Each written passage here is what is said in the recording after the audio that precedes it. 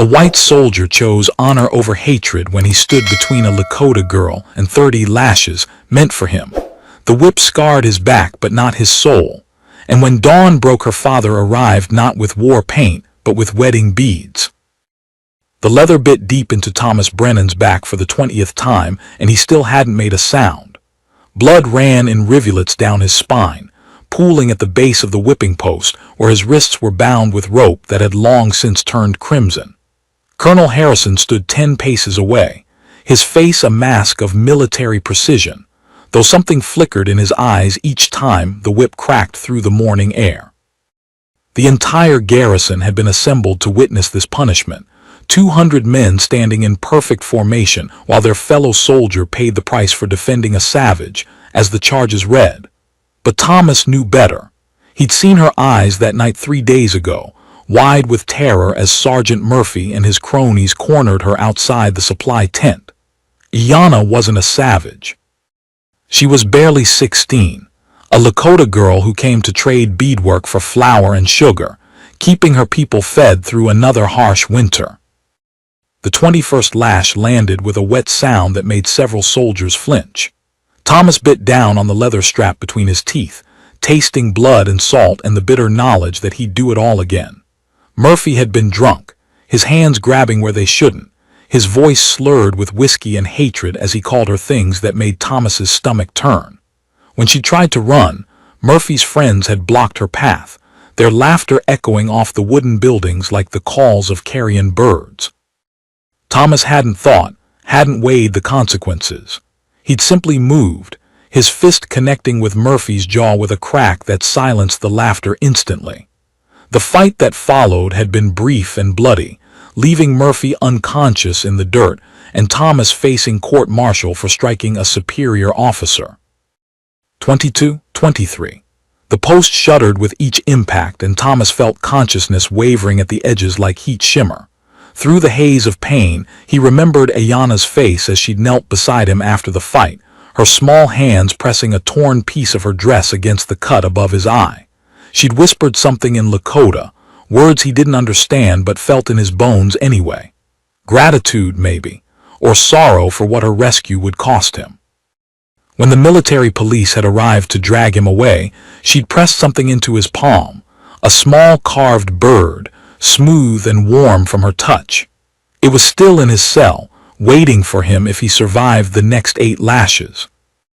The crowd stirred as the 24th lash fell. Someone was approaching from the main gate, the sound of hooves unmistakable even through Thomas's pain-fogged hearing. Colonel Harrison raised his hand and the whipping stopped mid-stroke. Thomas hung from his bonds, barely conscious, blood dripping steadily onto the packed earth. Through swollen eyes, he saw riders entering the compound. Lakota warriors, 3 of them, sitting their horses with the easy grace of men born to the saddle. The center rider was older, his hair streaked with silver, wearing a war shirt decorated with porcupine quills and bear claws. His face was weathered leather, lined with years of sun and sorrow, but his eyes were sharp as obsidian as they surveyed the scene before him. The soldiers' hands moved instinctively to their weapons, but Colonel Harrison's sharp command kept them at attention. This was Chief Iron Bear, Ayanna's father, a man who commanded respect even from his enemies. He'd ridden into an armed camp with only 2 warriors for company, which meant he'd come to talk, not fight. The chief's gaze found Thomas immediately, taking in the bloody back and the post stained red with suffering. For a moment, something passed across the older man's face, surprise, perhaps, or recognition. Then his expression settled into the careful neutrality of a man conducting delicate negotiations. He dismounted slowly, his movements deliberate and dignified, and walked toward Colonel Harrison with measured steps. The colonel met him halfway, the 2 leaders facing each other across years of mistrust and warfare. When Iron Bear spoke, his English was careful but clear, each word chosen with the precision of a man who understood that lives hung on language. "My daughter told me of the soldier who stood for her against his own people," he said, his voice carrying clearly across the silent compound. "She told me of his courage and his price." Thomas felt the words like a physical thing, warm and solid against his chest. Ayanna had spoken of him to her father, had told the story of that night in ways that mattered. Iron Bear's eyes moved to Thomas again, studying the young man who hung bleeding from the punishment post. 30 lashes is the sentence. Colonel Harrison nodded stiffly. 30 lashes for striking a superior officer.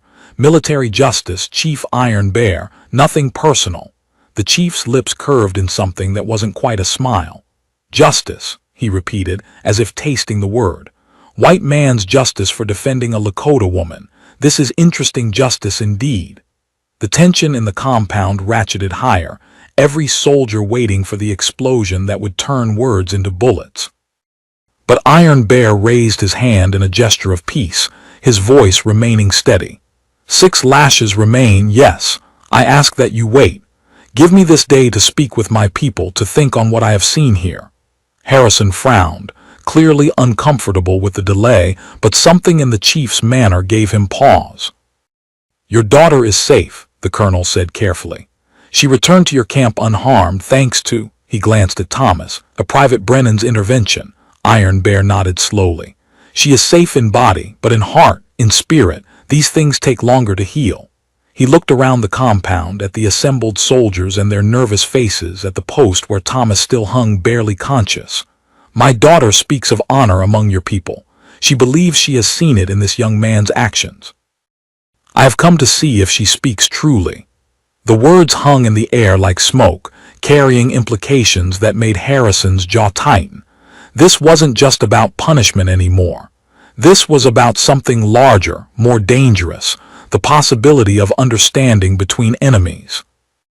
Iron Bear's words settled over the compound like morning mist, heavy with meaning that went far beyond the simple request for delay.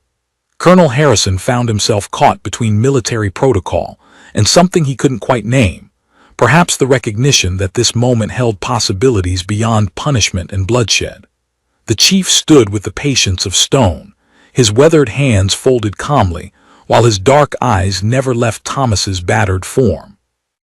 Behind him, his 2 warriors remained mounted and motionless, their faces masks of controlled alertness that spoke of men ready for anything but hoping for peace. The silence stretched until Harrison finally nodded, his voice gruff with reluctant respect. Private Brennan will remain secured until tomorrow morning. The remaining lashes will be administered then, unless... He left the sentence hanging, unsure himself what alternative he might be offering. Thomas barely registered the conversation through the haze of pain that clouded his thoughts. His back felt like liquid fire, each breath sending fresh waves of agony through his torn flesh. Blood had soaked through his uniform pants, and his wrists were raw from pulling against the ropes that held him upright. But somewhere in the fog of suffering, he heard Ayanna's name spoken with a tenderness that cut through everything else. Iron Bear was talking about his daughter, about honor and courage, about choices that mattered more than military regulations. Thomas tried to lift his head, to show that he was still conscious, still present for whatever was unfolding around him. The effort sent sparks of darkness across his vision, but he managed to focus on the chief's face, seeing there something he hadn't expected, not gratitude exactly, but a kind of measuring respect that felt more valuable than gold. The chief stepped closer to the whipping post, close enough that only Thomas could hear when he spoke in low, careful English. My daughter sees your heart, young soldier. She speaks of eyes that hold no hatred, hands that protect instead of harm. She asks many questions about the man who chose pain over silence. Thomas's throat was too dry for speech, but he managed a slight nod, the movement sending fresh fire down his spine. Iron Bear studied his face for a long moment, then reached into a leather pouch at his belt. He pulled out a small object wrapped in soft doeskin and held it where Thomas could see. Inside the wrapping was the carved bird he'd given back to Ayanna that night, but now it hung from a delicate string of blue and white beads that caught the morning light like captured sky. She made this for the man who stood between her and shame, Iron Bear said quietly. But she fears to give it, fears that white soldiers do not accept gifts from Lakota women. She fears that honor might be punished twice. The words hit Thomas harder than any lash, filling him with an ache that had nothing to do with his physical wounds. Somewhere out there, Ayanna was worrying about him, creating something beautiful with her own hands while he hung bleeding for choices they'd both made in a single moment of crisis. He tried to speak, managed only a hoarse whisper that barely qualified as sound. Iron Bear leaned closer and Thomas forced the words past cracked lips. Tell her it was worth it. Every lash, every moment. She's worth everything. The chief's eyes flickered with something that might have been surprise or approval or both. He straightened slowly, his gaze moving to Colonel Harrison, who had been watching the quiet exchange with growing unease. The tension in the compound was palpable now, every soldier sensing that they were witnessing something unprecedented, something that might change the careful balance of hatred and fear that kept this corner of the frontier from exploding into open warfare. Iron Bear walked back to where Harrison waited, his movements deliberate and dignified despite the weapons trained on him from every angle. When he spoke, his voice carried clearly across the assembled troops, ensuring that every man would remember his words. Colonel Harrison, you are a man of war, but also a man of honor. I have seen this in how you conduct yourself, how you treat prisoners, how you keep your word even when it costs you. Harrison's face remained impassive, but Thomas saw the slight tightening around his eyes that suggested the compliment had found its mark. Iron Bear continued, his tone formal but not unfriendly. My daughter has told me of the soldier who defended her honor at cost to his own body. She has told me of a man who chose justice over safety, who stood against his own people for the sake of what was right. These are not the actions of an enemy. These are the actions of a man whose heart walks in the light. The chief paused, letting the words sink in before delivering what everyone sensed was coming, the real reason for his presence here. In my culture, such actions create debts that must be honored. When a man risks everything to protect what is precious to a family, that family owes him consideration beyond mere gratitude.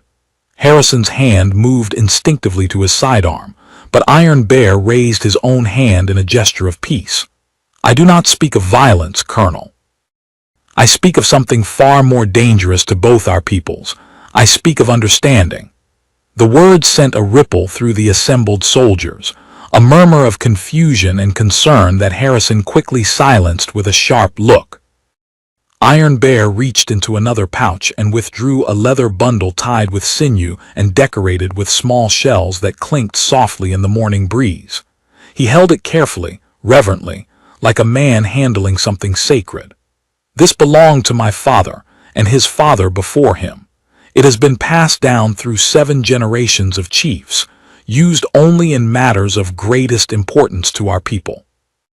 Thomas watched through pain-hazed eyes as the chief unwrapped the bundle, revealing what appeared to be a ceremonial pipe carved from red stone and decorated with intricate patterns that seemed to flow like water across its surface. The sight of it drew audible gasps from some of the soldiers who recognized its significance. This was no mere artifact, but a symbol of authority and spiritual power among the Lakota.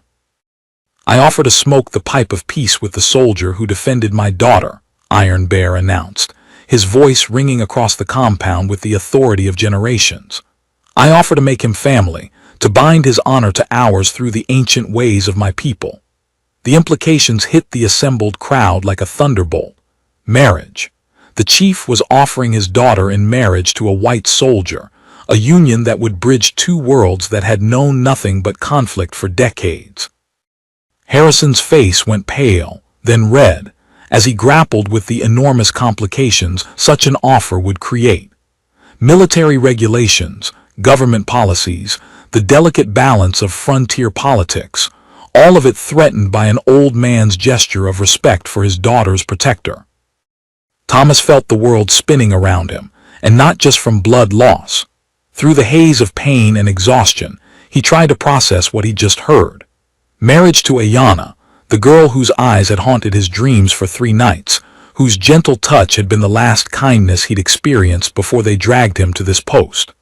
The carved bird with its blue and white beads seemed to burn against his palm where she'd pressed it, a promise of something he'd never dared imagine possible. But even as hope flared in his chest, practical considerations crashed down like an avalanche. He was a soldier in the United States Army, bound by regulations and oaths that forbade exactly this kind of alliance. Marriage to a Lakota woman would mean court-martial, discharge, exile from everything he'd known. Iron Bear seemed to read his thoughts, his weathered face softening with something that might have been paternal understanding. "I know the cost, young soldier. I know what choosing my daughter would mean for your life among the whites, but I also know what choosing honor has already cost you, and I see that you do not regret the price." The chief's eyes moved to the blood-soaked post, then back to Thomas's battered face. "My daughter dreams of eyes that hold no hatred. She dreams of hands that protect instead of harm. She dreams of a man who would choose suffering over silence, who would risk everything for what is right. She dreams of you, Thomas Brennan." The use of his name sent shock through Thomas like lightning. He'd never told Ayanna his name, hadn't spoken to her at all during that brief, violent encounter 3 nights ago. But somehow she'd learned it, had asked questions, had spoken to her father about the white soldier who'd stood between her and harm. The realization that she'd been thinking about him, dreaming about him, filled him with a warmth that temporarily pushed back the fire in his back. Iron Bear smiled slightly, the first genuine expression of emotion he'd shown since arriving. "She is young, but she sees clearly. She sees a man worth 30 lashes, worth the anger of his own people, worth the risk of everything he holds dear. And she asks her father to offer what our people have never offered to a white man, a place in our family, a bond that cannot be broken by war or hatred or time." Colonel Harrison stepped forward, his face a study in conflicting emotions.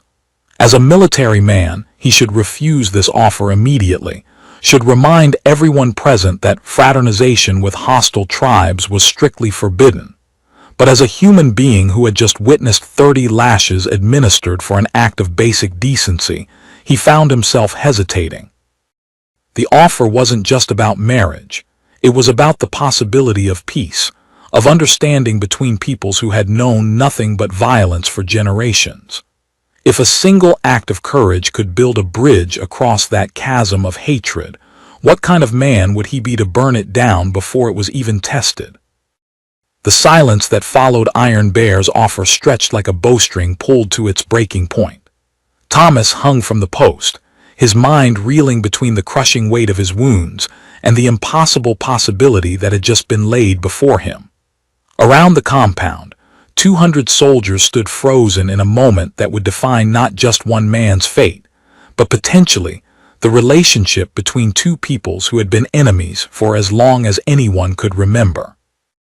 Colonel Harrison's internal struggle played across his weathered features like shadows dancing in firelight.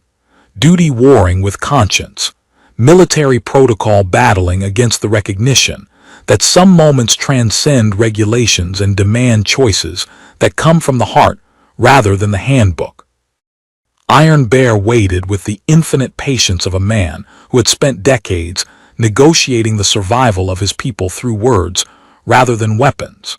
He understood that what he was asking went beyond military authority, beyond the simple exchange of prisoners or territory that usually defined interactions between his world and the white man's. He was asking for something that had never been attempted before, a bond of kinship that would make a white soldier part of a Lakota family, creating ties that no government could easily sever. The decorated pipe remained in his hands, its red stone surface gleaming in the morning sun like captured blood, a symbol of sacred promises that once made could never be unmade. Behind the chief, his 2 warriors sat their horses with expressions that revealed nothing of their thoughts, but Thomas could sense their tension. They had followed their leader into the heart of enemy territory based on trust and loyalty, but this moment was testing even those bonds.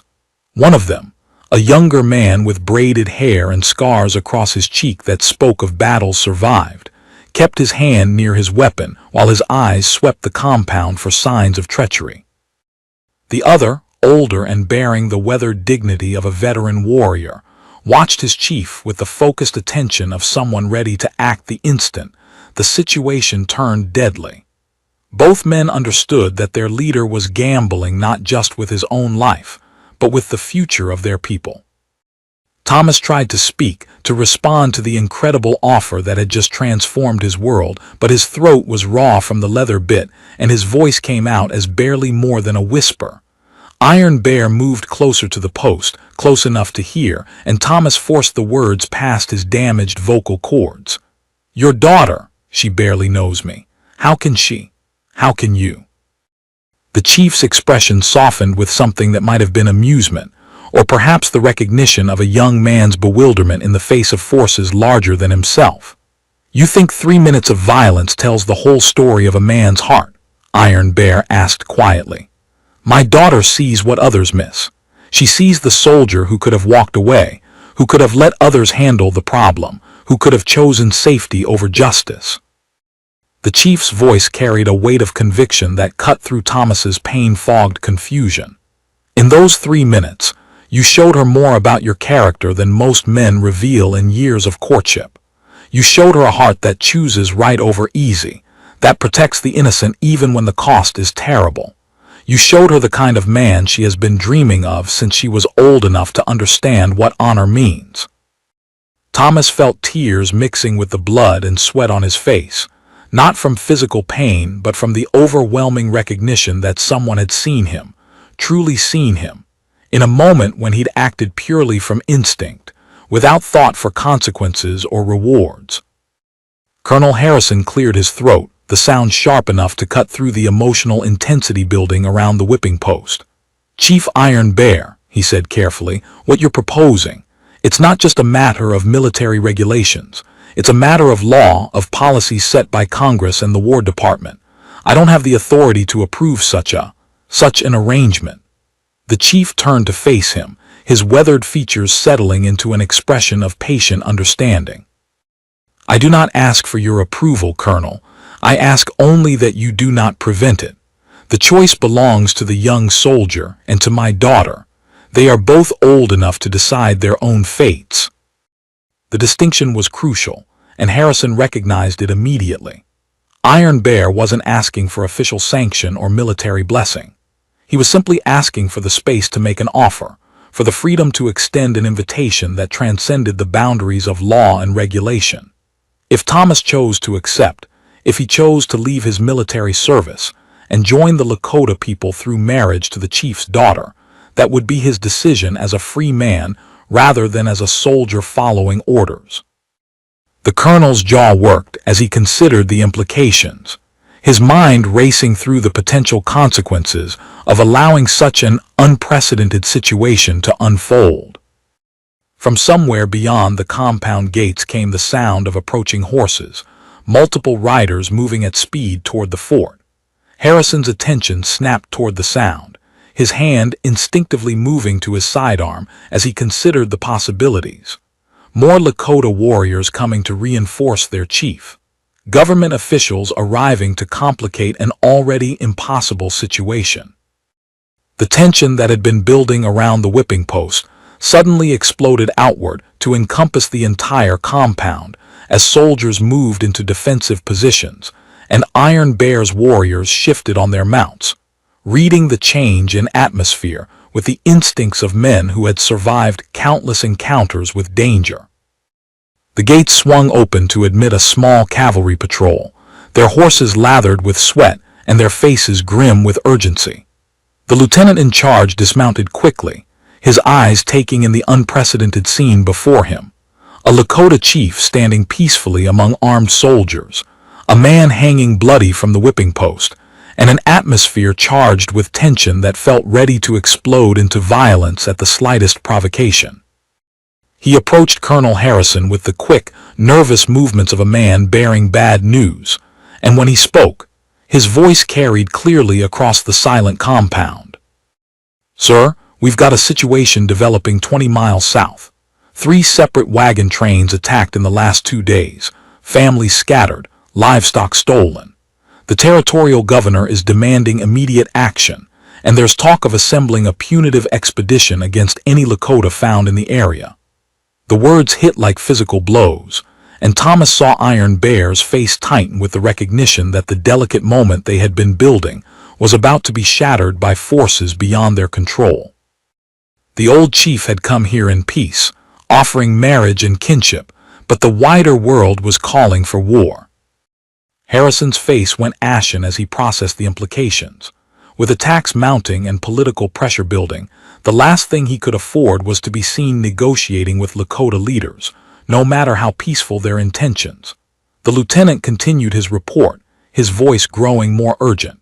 "Sir, there's also word that Washington is sending a special investigator to review our handling of Native relations in this sector. Questions have been raised about our methods, our success rates, His eyes flicked toward Thomas at the whipping post, then back to Harrison. "Our discipline procedures." The colonel's mouth tightened into a grim line. A federal investigator meant scrutiny of everything, including the current situation with Iron Bear and his impossible offer of marriage. If word reached Washington that he had allowed a Lakota chief to negotiate the marriage of his daughter to an American soldier, the political fallout would destroy not just his career, but potentially the entire command structure of the frontier army.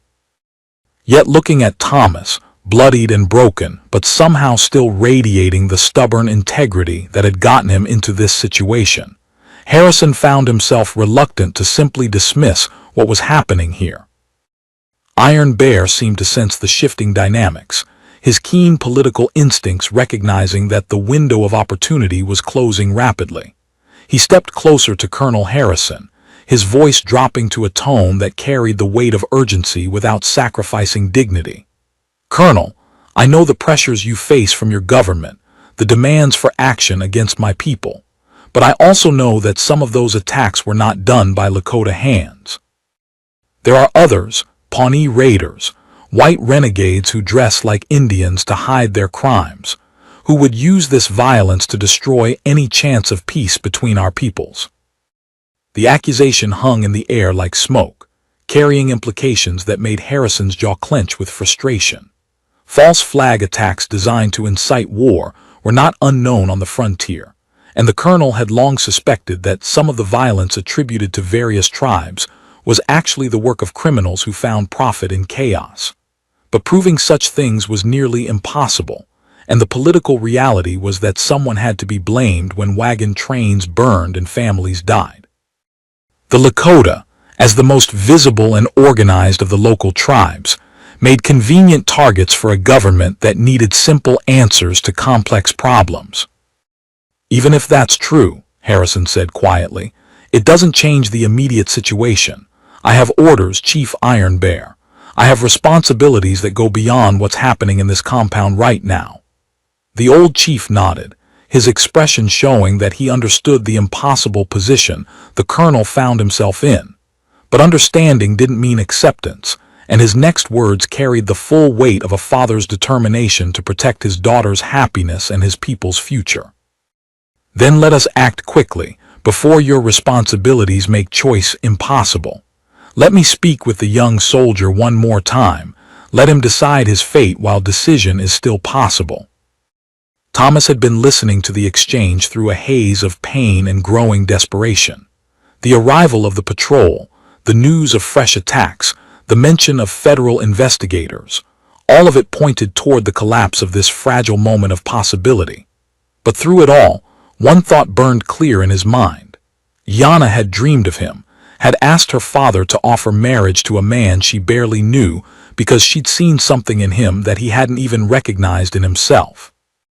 The carved bird with its blue and white beads seemed to pulse against his memory, a promise of love and acceptance that transcended the hatred and violence that defined this corner of the world. Iron Bear approached Thomas with the measured steps of a man who understood that the next few moments would determine not just the fate of his daughter's heart, but potentially the future of peace between two peoples standing on the edge of another bloody war. The compound had grown deathly quiet, every soldier and warrior present sensing that they were witnessing something that would be remembered and retold for generations, regardless of how it ended. Thomas lifted his head with tremendous effort, his vision swimming from blood loss and exhaustion, but his eyes clear with the desperate intensity of a man who knew he was about to face the most important decision of his life. The chief stopped just close enough that their conversation would remain private, his weathered hand reaching out to steady Thomas's swaying form. "Young soldier, I see death creeping at the edges of your eyes. These lashes have taken more from you than your commanders intended." His voice carried the gentle authority of a father speaking to a son, tinged with genuine concern that transcended tribal boundaries. "But before the darkness takes you, I need you to hear something that my daughter asked me to tell you if this moment ever came." Thomas tried to nod, the movement sending fresh waves of agony down his spine, but his attention focused completely on Iron Bear's words, knowing that whatever Ayanna had said might be the last beautiful thing he ever heard. "She told me that in the 3 minutes you stood between her and those men, she saw the husband she had been praying for since she was old enough to understand what marriage meant." Iron Bear's voice grew softer, more intimate, as if he were sharing sacred secrets. "She said your eyes held no anger toward her people, only toward injustice. She said your hands were gentle when you helped her up from the dirt, careful not to touch where you shouldn't, respectful even in violence. She said you looked at her like she was a person worth protecting, not an object to be used or a problem to be solved." Thomas felt something break open in his chest, a dam of emotion he hadn't even realized he'd been holding back since that night. The chief continued, his dark eyes never leaving Thomas's battered face. "But most importantly, she told me that when you smiled at her, just before they dragged you away, she saw the man she wanted to grow old with. Not because you were strong enough to fight for her, but because you were brave enough to sacrifice everything for a stranger's dignity." The words hit Thomas like physical blows, but instead of pain, they brought a warmth that seemed to push back against the cold that was creeping into his limbs. Gianna had seen all of that in their brief encounter, had recognized something in him that he was only now beginning to understand about himself. From behind them came the sound of Colonel Harrison's sharp voice issuing orders to the patrol that had just arrived. "Lieutenant Morrison, get your men fed and rested. We'll be riding out at first light to investigate these attacks, and send word to Fort Laramie. I want to know everything about this federal investigator before he arrives." The military efficiency of the commands provided a stark contrast to the deeply personal conversation taking place at the whipping post, highlighting the collision between institutional demands and individual choices that was playing out in real time. Iron Bear's expression tightened slightly as he recognized that their window of opportunity was closing rapidly. "Thomas Brennan," the chief said, using his full name with the formal gravity of a man about to offer something sacred, "my daughter has asked me to bring you an offer that has never been extended to a white man in the history of our people. She wishes to know if you would consider leaving your soldier's life to become her husband, to join our family not as a captive or a curiosity, but as a son and a warrior worthy of respect." The chief paused, letting the magnitude of the offer sink in before continuing. "She understands what this would cost you, your uniform, your country, your place among your own people, but she believes that what she offers in return might be worth more than what you would lose." Thomas closed his eyes, feeling tears mix with the blood and sweat on his cheeks as he grappled with the impossible choice being laid before him. Everything he had ever known, everyone he had ever been, would disappear if he accepted Ayanna's offer. The United States Army would declare him a deserter, his family back in Ohio would consider him dead to them, and he would become a man without a country in the truest sense.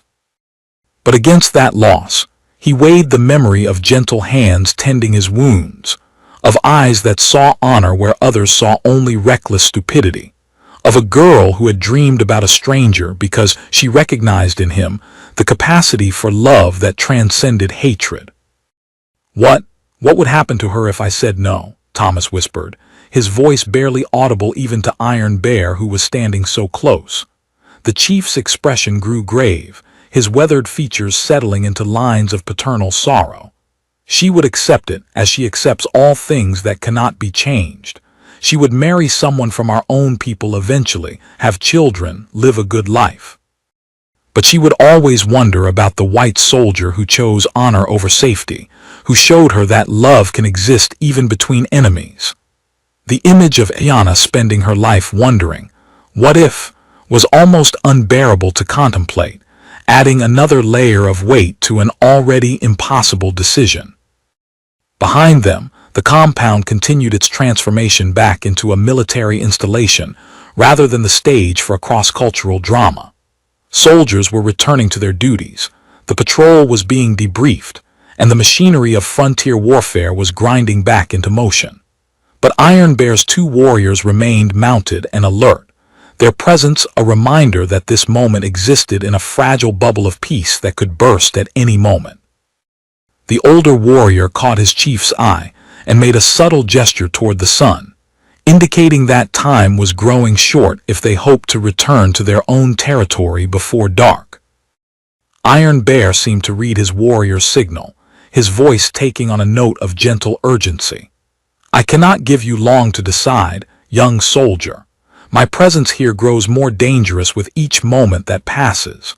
Already there will be those among your people who see treachery in my peaceful approach, just as there are those among mine who see weakness in my offer of kinship to a white man. He reached into his pouch and withdrew the leather-wrapped bundle containing the ceremonial pipe, holding it where Thomas could see it clearly. This pipe has sealed treaties and ended wars. It has blessed marriages and bound families together across generations. If you choose to accept my daughter's offer, we will smoke it together, and you will become my son in the eyes of the spirits and the people. The weight of tradition and ceremony in the chief's words was overwhelming, representing not just a marriage proposal but an adoption into a culture, and a people who would become Thomas's entire world. He tried to imagine himself living in a Lakota village, learning their language and customs, hunting buffalo instead of drilling with cavalry units, raising children who would be caught between 2 worlds just as he would be. The image was both terrifying and strangely compelling, offering a life of purpose and meaning that his military service had never quite provided. Chief Iron Bear, Thomas managed to say, his voice growing stronger as he found the words he needed to express what was in his heart. Your daughter, Ayanna, she saved my soul that night just as surely as I tried to protect her body. I've been thinking about her every moment since they dragged me away, wondering if I'd ever see her again, if she was safe, if she understood why I had to act. He paused, gathering strength for what might be the most important words he would ever speak. I've been in love with her since the moment she pressed that carved bird into my hand, even though I barely know her name or the sound of her voice. I've been dreaming of a life I never thought possible, with a woman who saw something in me that I'm still trying to understand. The chief's stern features softened into something approaching a smile, the first genuine expression of joy Thomas had seen from him since his arrival. Then you accept. You will leave your soldier's life to become my daughter's husband, my son, a member of our family and our people. The question hung in the air between them, loaded with implications that would reshape not just Thomas's future, but potentially the relationship between the Lakota and the military forces that had been their enemies for so long. Thomas felt the weight of history pressing down on him, the recognition that his answer would ripple outward in ways he couldn't possibly predict. Before he could respond, the sound of approaching horses interrupted the moment once again. This time, however, the riders were not military patrols but a small group of Lakota women, their horses decorated with ribbons and their clothing adorned with the fine beadwork that marked them as members of a chief's family. At the center of the group rode a young woman whose beauty struck Thomas like a physical blow, even through his pain and exhaustion. Ayanna sat her horse with the easy grace of someone born to the saddle, her long black hair braided with blue and white beads that matched the decoration on the carved bird she had given him. Her eyes found his immediately across the compound, and in that gaze, Thomas saw everything he needed to know about his future. Yana's arrival transformed the compound's atmosphere from tense military standoff to something that felt almost mystical, as if the spirits themselves had conspired to bring together two hearts that belonged to different worlds. She dismounted with fluid grace despite the formal riding dress she wore, a stunning creation of soft buckskin decorated with intricate beadwork that caught the afternoon light like captured starfire. The other women with her formed a respectful semicircle, their presence adding weight and ceremony to what was already an unprecedented moment in the history of this frontier outpost. Thomas felt his breath catch in his throat as she approached, her dark eyes never leaving his face, reading there the pain and exhaustion, but also something deeper that made her lips curve in the smallest of smiles. Colonel Harrison watched the developing scene with the expression of a man who had completely lost control of his command, military protocol dissolving, in the face of forces that transcended regulations and rank structure. The arrival of Lakota women at his fort was unprecedented enough, but their obvious ceremonial dress and the reverent way they flanked Iron Bear's daughter suggested that this was no casual visit. His mind raced through the potential consequences: federal investigators, territorial governors, newspaper reporters who would sensationalize any story involving romance between soldiers and Indian women. Yet something in Ayana's bearing, in the dignity with which she approached the bloody whipping post where Thomas hung barely conscious, made it impossible for him to simply order them all to leave. Yana stopped just close enough to Thomas that she could see the extent of his injuries, her face showing the controlled composure of a woman who had been preparing herself for this moment since her father rode away that morning. But her eyes betrayed the depth of her emotion: pain at seeing him suffer, gratitude that he had survived, and something else that Thomas recognized as the same love that had been growing in his own heart since their first meeting. When she spoke, her English was careful but clear, each word chosen with the precision of someone speaking in a second language about matters that touched her soul. "I asked my father to wait, to let me see you before you gave your answer. I needed to look in your eyes again, to be certain that what I saw that night was real." Thomas tried to straighten against the post, to show her that despite the blood and pain, he was still the man who had stood between her and harm. The effort sent fresh agony through his torn back, but he managed to meet her gaze directly, letting her see everything he felt written in his features. "Ayana," he whispered, her name feeling like a prayer on his lips, "I've been dreaming of you every moment since they dragged me away. Dreaming of your hands, your eyes, the way you saw something in me that I didn't even know was there." His voice grew stronger as the words flowed out, 3 days of pent-up emotion finally finding expression.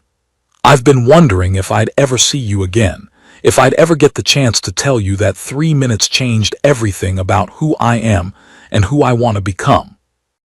The young woman stepped closer, close enough that she could have reached out and touched his face if propriety had allowed such contact.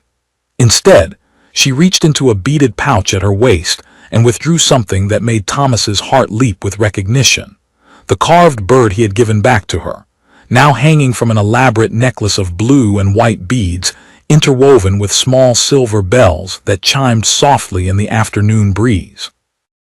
"I have carried this with me every day since that night," she said quietly, her voice carrying clearly across the silent compound.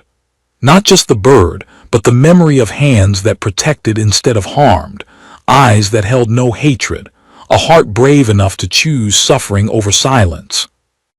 She held the necklace where he could see it clearly, the carved bird seeming to dance in the shifting light, as the silver bells created a gentle music that somehow made the harsh military setting feel transformed into something sacred. "Among my people," Yana continued, her voice taking on the formal cadence of someone reciting important cultural traditions, "when a woman wishes to show that a man has captured her heart, she creates something beautiful with her own hands and offers it as a symbol of her feelings. This necklace represents 60 hours of work, every bead chosen and placed with thoughts of you, every stitch made while I prayed to the spirits that you would survive long enough to receive it." The revelation that she had spent so many hours creating something specifically for him, thinking of him while her fingers worked the intricate patterns, moved Thomas to tears that had nothing to do with physical pain. Through the haze of blood loss and exhaustion, he saw with perfect clarity what his life could become. Not the lonely existence of a career soldier moving from posting to posting, but a life of love and purpose with a woman who understood the deepest parts of his character. "Yana," he said, putting everything he felt into her name, "I accept. I accept your father's offer, the chance to become part of your family and your people. I choose love over duty, heart over habit, you over everything I've ever known." Iron Bear's stern features broke into the first genuine smile Thomas had seen from him, the expression transforming his weathered face and revealing the proud father beneath the diplomatic chief. He stepped forward with the ceremonial pipe, unwrapping it with movements that spoke of rituals performed countless times across generations of his people. "Then it is settled," he announced, his voice carrying clearly across the compound and causing a stir among the assembled soldiers who realized they were witnessing something unprecedented in the history of white Indian relations. "Thomas Brennan, you will be cut down from this post not as a punished soldier, but as a man about to join a new family through marriage to my daughter." Colonel Harrison found himself caught between military duty and human decency, watching as the impossible situation unfolded beyond his ability to control or contain it. Protocol demanded that he refuse to allow such an arrangement, that he complete Thomas's punishment and maintain the strict separation between his soldiers and the local tribes. But something in the dignity of Iron Bear's proposal, in the obvious love between Thomas and Ayanna, made him reluctant to destroy what was clearly a moment of profound personal and cultural significance. When he spoke, his voice carried the weight of a man making a decision that would define the rest of his career. "Private Brennan, if you accept this offer, you understand that it means the end of your military service. You'll be discharged immediately, with no benefits, no pension, no claim to any support from the United States government." Thomas nodded as firmly as his condition allowed, his eyes never leaving Ayanna's face as he made the commitment that would reshape his entire existence. "I understand, sir, and I accept those consequences gladly." Harrison studied him for a long moment, then turned to his sergeant with orders that would be remembered long after both men were gone. "Sergeant Williams, cut Private Brennan down from that post. His punishment is complete, and his service to the United States Army is hereby terminated by his own choice." The sergeant moved quickly to comply, his knife sawing through the ropes that had held Thomas upright through 30 lashes and the most important conversation of his life. As Thomas collapsed to his knees, Ayanna was there immediately, her gentle hand supporting him as his strength finally gave out completely. The touch of her skin against his was electric, confirming everything he had hoped and dreamed about their connection during the long hours of his imprisonment. She whispered something in Lakota, words he didn't understand but felt in his bones anyway, then switched to English for the benefit of the watching crowd. "I have dreamed of this moment," she said softly, her voice filled with wonder and joy. "Dreamed of the day when the brave soldier would become my husband, when two peoples could be joined by love instead of divided by hatred." Iron Bear knelt beside them, the ceremonial pipe cradled in his weathered hands as he prepared to perform a ritual that had never been attempted between a Lakota and a white man. "This pipe has blessed the marriages of 7 generations of my family," he explained, his voice taking on the formal cadence of ceremony. "Today it will bless something new, a union that bridges 2 worlds, creating bonds that no government can break and no war can destroy."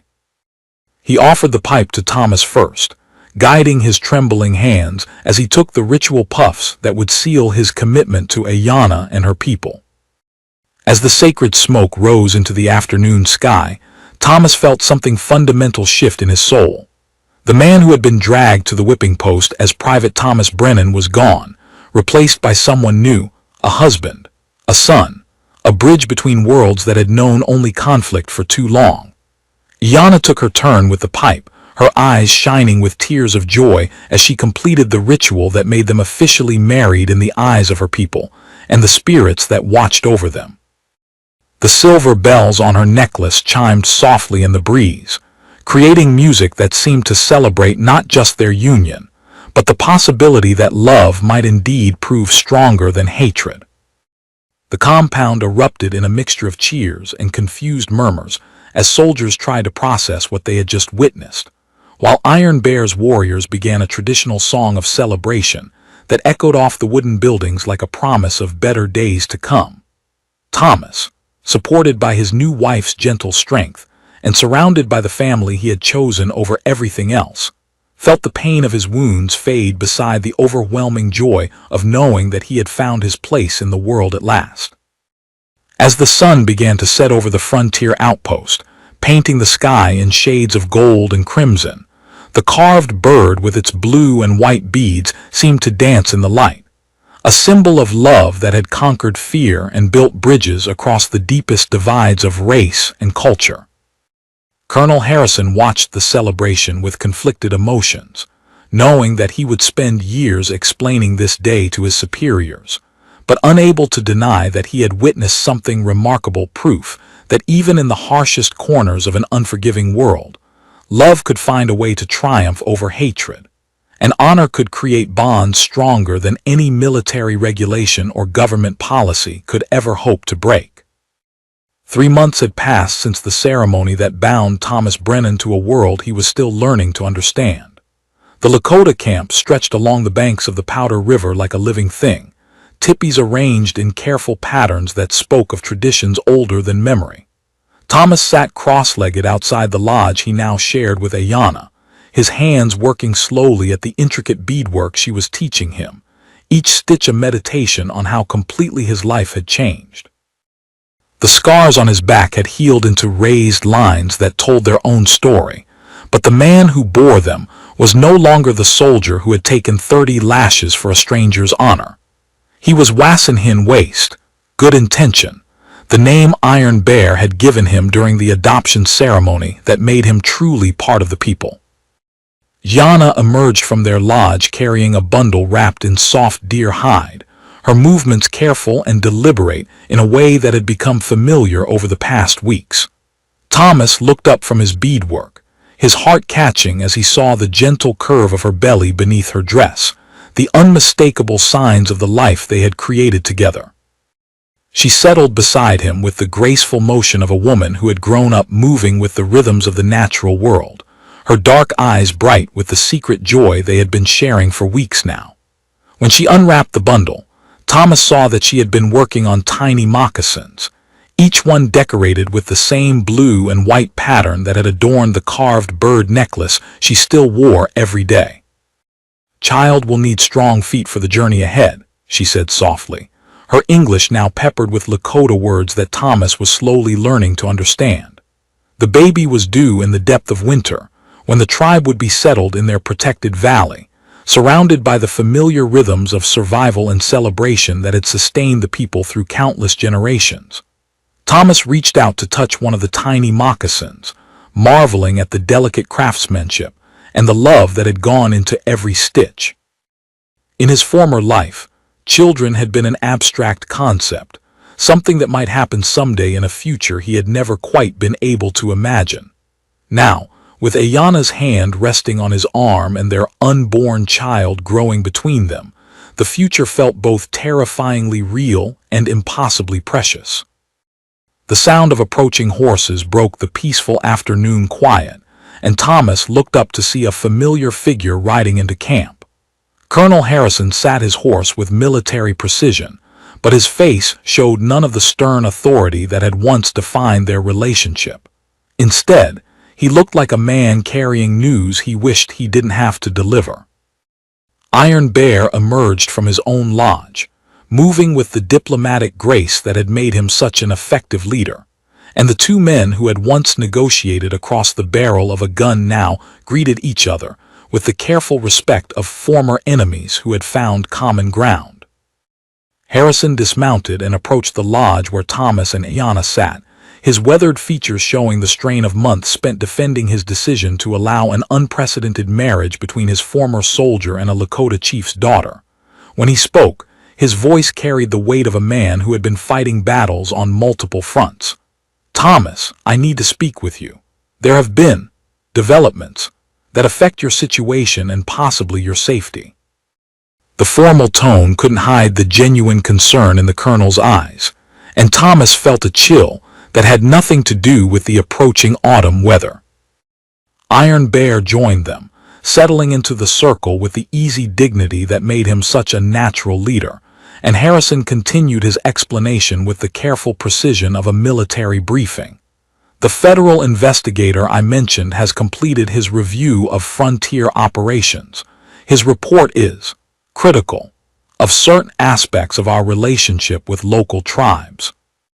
More specifically, it questions the wisdom of allowing personal relationships to develop between military personnel and tribal members."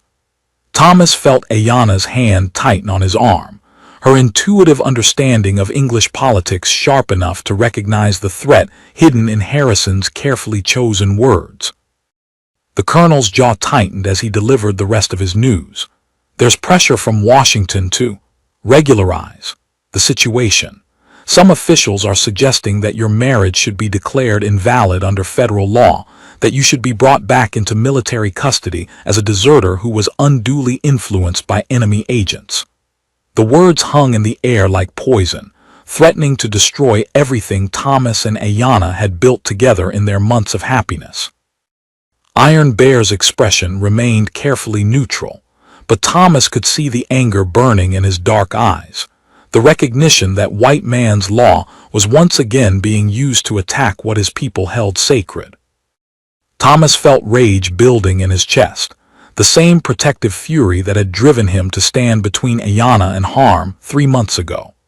But before he could speak, his wife's gentle voice cut through the tension with words that showed how much she had grown to understand the complexities of the world her marriage had thrust her into. "They would take my husband from me because they cannot accept that love can exist between our peoples," she said quietly, her hand moving unconsciously to her belly where their child grew. "They would call our marriage invalid because it proves that their hatred is not the only choice." Harrison's face showed the internal struggle of a man caught between duty and conscience, between the demands of his superiors and the recognition that what he was witnessing represented something precious and fragile that deserved protection. "I won't let that happen," he said finally, his voice carrying the authority of a career soldier who had decided to make his stand on ground of his own choosing. "Your marriage was witnessed by federal officers, conducted according to the religious customs of a sovereign people, and consummated with the full knowledge and consent of both parties. Any attempt to declare it invalid would require overturning legal precedents that go back to the founding of this country." The colonel's unexpected support brought tears to Ayanna's eyes, but Thomas could see that Harrison wasn't finished with his news. The older man's expression grew even more grave as he continued. "However, there is another complication. The territorial governor has issued what amounts to an ultimatum. Either you return to military custody voluntarily, or bounty hunters will be authorized to bring you back by force. The charge would be desertion in time of war, which carries serious consequences." The euphemism couldn't hide the reality that Thomas was potentially facing execution, that his choice to follow his heart instead of military regulations had painted a target on his back that would never fully disappear. Iron Bear spoke for the first time since Harrison's arrival, his voice carrying the weight of a man who had spent decades protecting his people from exactly this kind of governmental overreach. "And what of my daughter? What of the child she carries? Are they to be considered legitimate spoils of this white man's justice, or will they be cast aside as inconvenient complications?" The chief's words cut straight to the heart of the matter, highlighting the human cost of political decisions made by men who would never face the consequences of their choices. Harrison's face showed genuine pain as he grappled with questions that had no good answers. "I don't know," he admitted, his military bearing cracking under the weight of moral complexity. The law is unclear about the status of children born to such unions. There are precedents that could be interpreted multiple ways, depending on the political needs of whoever is making the decision. The uncertainty was almost worse than a definitive threat, leaving Thomas and Ayanna to imagine dozens of possible futures, none of them offering the simple happiness they had found in each other's arms. As if summoned by the gravity of the conversation, other members of the tribe began to gather around their lodge. Warriors who had initially been skeptical of the white man in their midst now stood ready to defend him as family. Women who had taught Ayanna the songs and stories of their people now offered the same wisdom to the child she carried, regardless of its mixed heritage. Children who had learned to see Thomas not as an enemy, but as an uncle who told fascinating stories about the world beyond their valley now played at his feet, their laughter a reminder that love could indeed transcend the artificial boundaries that adults insisted on drawing. Thomas looked around at the faces surrounding him, his wife, his father-in-law, his adopted people, and the military commander who had become an unlikely ally, and felt the weight of decision settling on his shoulders once again. 3 months ago, he had chosen love over duty, heart over regulation, hope over fear. Now he was being asked to make that choice again, with even higher stakes and even less certainty about the outcome. But as Ayanna's hand found his, as their unborn child moved beneath her touch, as the silver bells on her necklace chimed softly in the evening breeze, Thomas knew that some choices, once made with a full heart, could never be unmade. The carved bird that had started it all seemed to dance in the firelight, a symbol of love that had already survived 30 lashes, military regulations, and the prejudices of 2 worlds. Whatever came next, whatever price they would be asked to pay for choosing each other, Thomas and Ayanna would face it together, their bond stronger than any law and their love deeper than any hatred the world could throw against them.